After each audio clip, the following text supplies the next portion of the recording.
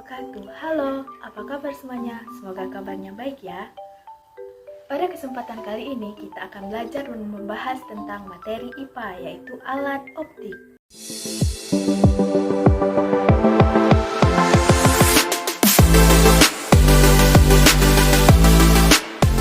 Nah, sudah siap semuanya? Mari kita mulai. Let's say basmalah together. Bismillahirrahmanirrahim. Oke anak-anak, sebelum kita masuk ke materi utama kita, yaitu alat optik, kita belajar dulu membahas tentang cermin. Nah, banyak sekali cermin yang kita jumpai di sekitar kita ya kan? Apa itu cermin? Cermin adalah salah satu benda yang dapat memantulkan cahaya. Adapun jenis-jenis cermin yaitu cermin datar, cermin cekung, dan cermin cembung. Cermin datar yaitu cermin yang permukaannya datar dan mengkilap. Contohnya, cermin rias dan kaca jendela. Sifat bayangan yang dibentuk oleh cermin datar adalah maya, tegak, dan sama besar. Yang kedua, cermin cekung.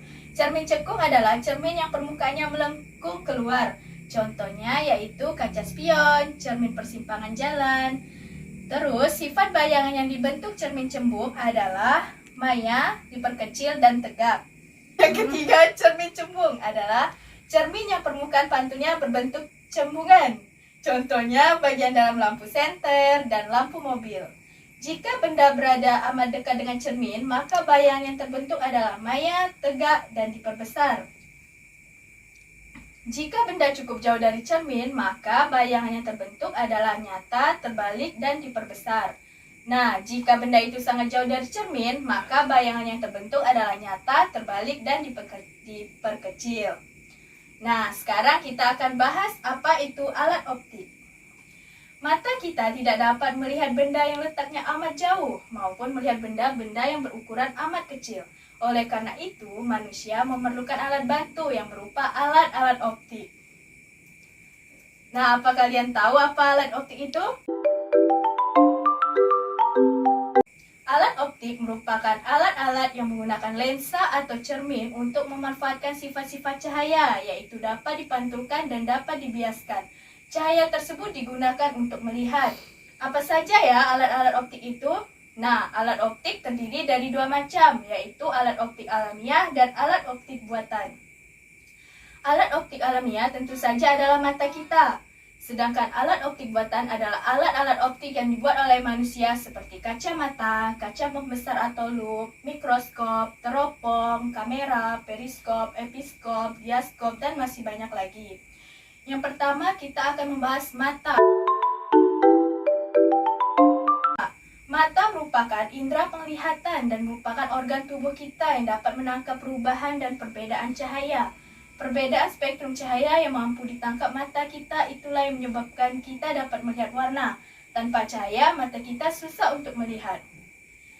Mata berfungsi dengan cara menerima, memfokuskan, dan mentransmisikan cahaya melalui lensa mata yang menghasilkan bayangan objek yang kemudian ditangkap oleh retina mata. Bayangan objek yang ditangkap retina tersebut kemudian dikirimkan ke otak melalui saraf optik dan untuk kemudian diolah menjadi gambar yang mampu kita lihat secara nyata. Perhatikan struktur anatomi mata berikut ini untuk lebih jelasnya. Yang kedua, kacamata. Adakah di antara kalian yang menggunakan kacamata? Nah, lensa kacamata terbuat dari lensa cekung atau cembung. Salah satu sifat lensa adalah dapat membelokkan cahaya. Cahaya dari luar menembus lensa yang bening, lalu dibelokkan ke retina mata sehingga kita dapat melihat benda dengan lebih jelas. Yang ketiga, kamera. Kamera merupakan alat untuk menghasilkan foto. Cara kerja kamera hampir sama dengan cara kerja mata, yakni cahaya masuk difokuskan oleh lensa dan kemudian ditangkap oleh retina yang merupakan sensor pada kamera. Pada gambar berikut merupakan cara kerja kamera modern yang kita pakai. Terdapat sistem lensa yang terdiri lebih dari satu lensa dan sensor yang dipakai adalah sensor digital. Dan yang keempat, mikroskop. Mikroskop merupakan alat optik yang digunakan untuk melihat objek-objek yang sangat kecil yang tidak dapat dilihat dengan mata. Misalnya bakteri, dan jamur. Mikroskop dapat memperbesar bayangan sampai 100 kali, sehingga kita dapat melihat benda yang kecil dengan lebih jelas. Mikroskop terdiri dari dua lensa cembung, yakni lensa okuler dan lensa objektif.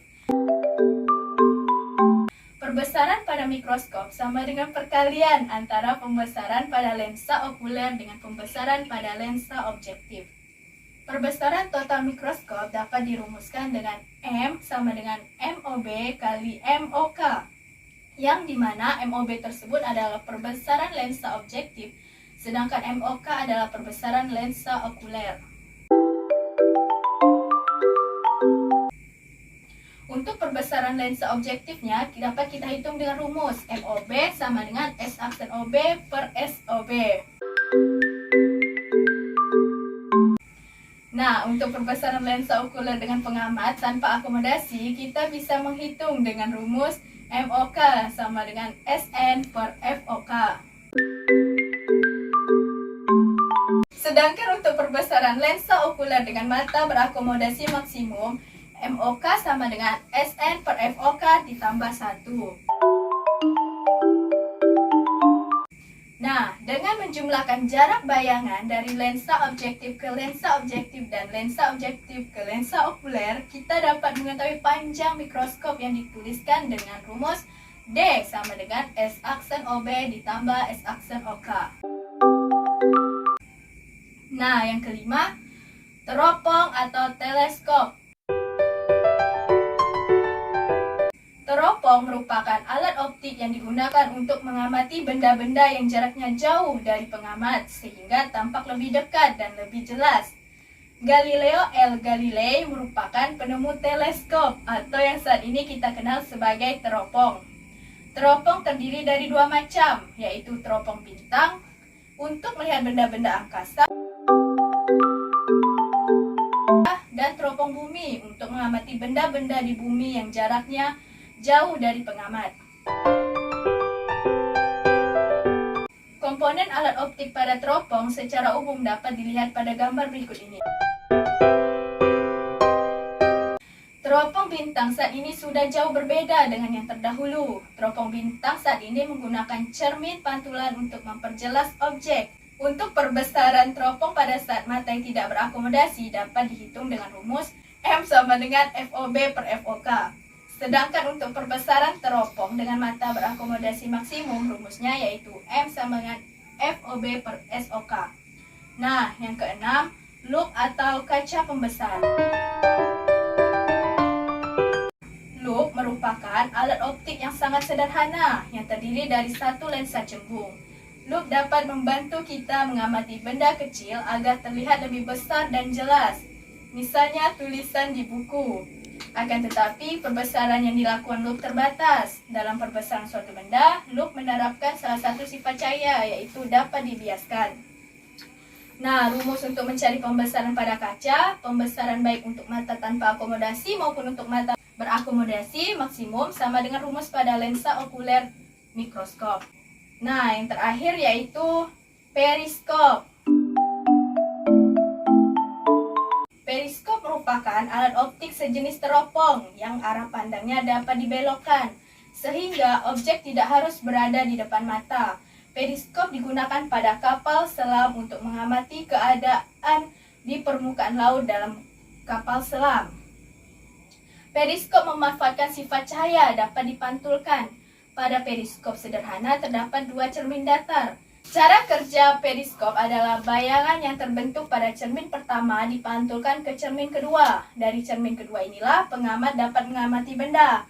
Nah, itulah dia beberapa penjelasan tentang alat-alat optik. Bagaimana? Sudah paham kan cara kerja alat optik? Semoga bermanfaat.